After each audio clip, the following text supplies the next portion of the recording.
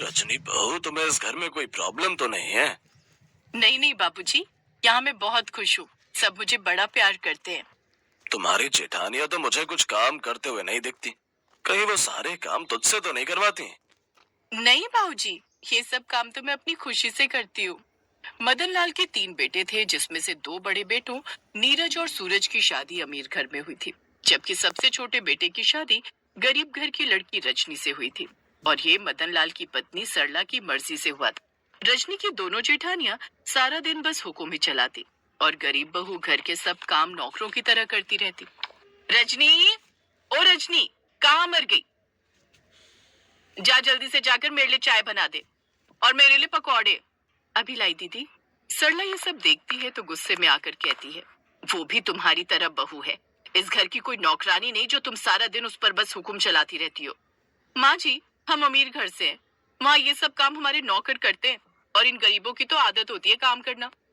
और हम तो वही करेंगे जो अमीर घर की बहुएं करती हैं, सजना सवरना और अपने पति की कमाई पर ऐश करना। चलो दीदी, पार्लर चलते हैं। उनके जाते ही सरला रजनी से कहती है, बहू, मैं एक नौकरानी रखवा देती हूँ इस घर में, नहीं तो तेरी ये दोनों जेठानियां ऐसे ही तुझ पर ऑर्डर देती रहेंगी। कोई बात नहीं माँ जी, वो मुझसे बड़ी हैं और बड़े तो छोटों को काम बता ही सकते हैं ना। शाबाश बहू, भले ही तेरे माँ बाप पैसों के मामले में गरीब हो, लेकिन संस्कारों के मामले में बहुत अमीर हैं। उस दिन के बाद सरला रजनी की तरफ से निश्चिंत हो जाती। रजनी भी खुशी खुशी घर की जिम्मेदारियां निभाती है। अरे सुन रजनी, मेरा तो आज कढ़ी चावल खाने का मन है। ठीक है दीदी। ओए, इतनी जल्दी कहाँ की पड़ी है? सुन जरा, मेरे लिए पराठे देसी घी में बनाना, समझी? बेफिक्र रहिए दीदी, आपके पराठे मैं देसी घी में ही बनाऊंगी। इसी तरह रजनी घर में सबकी फरमाइशें पूरी करती है, अपनी पसंद छोड़ सबकी पसंद का ख्याल रखती है।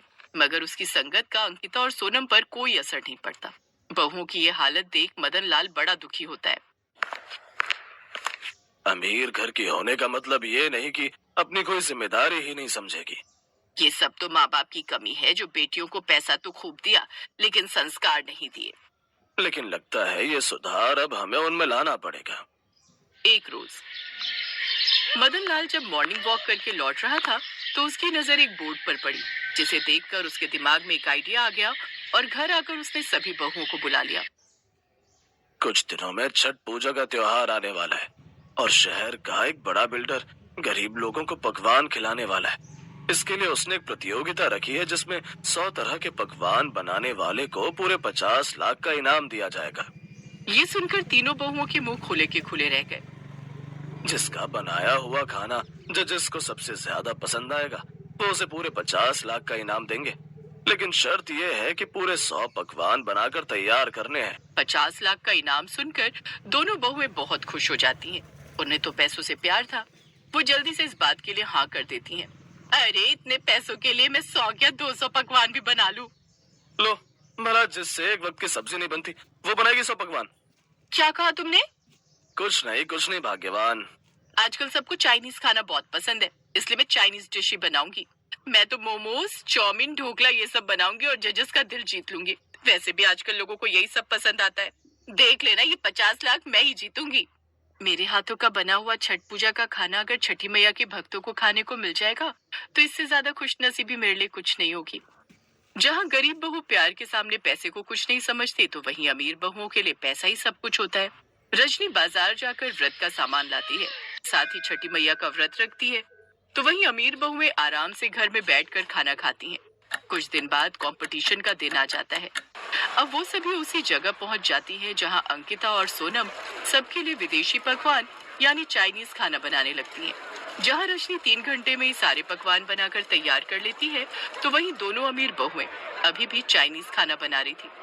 जैसा कि साफ तौर पर जाहिर है कि 100 पकवान बनाकर रजनी ने प्रतियोगिता जीत ली है, लेकिन फिर भी पहले हम इसका भोग छठी मैया को लगाएंगे, जिसके बाद इस खाने को टेस्ट किया जाएगा, जिसके बाद कोई फैसला लिया जाएगा। भोग लगाने के बाद जैसे ही वो खाना चखते हैं, रजनी का खाना बेहद लाजवाब होता है, क्योंकि वो उसने किसी लालच से नहीं बनाया था। जबकि दोनों अमीर बहुओं का खाना बेहद ही बेस्वाद होता है। गरीब बहू 100 पकवान बनाकर ये कंपटीशन जीत जाती है और पूरे 50 लाख का इनाम जीत जाती है। लेकिन रजनी उससे ज्यादा ये देखकर खुश थी कि उसके हाथ का बना हुआ खाना छठी मैया का व्रत करने वाली सभी औरतों के मुंह में जा रहा है। उसके सभी ससुराल वाले उसके लिए बहुत खुश थे। वहीं अपनी हार देखकर उसकी दोनों जेठानियां शर्मिंदा होकर वहां से चली जाती है।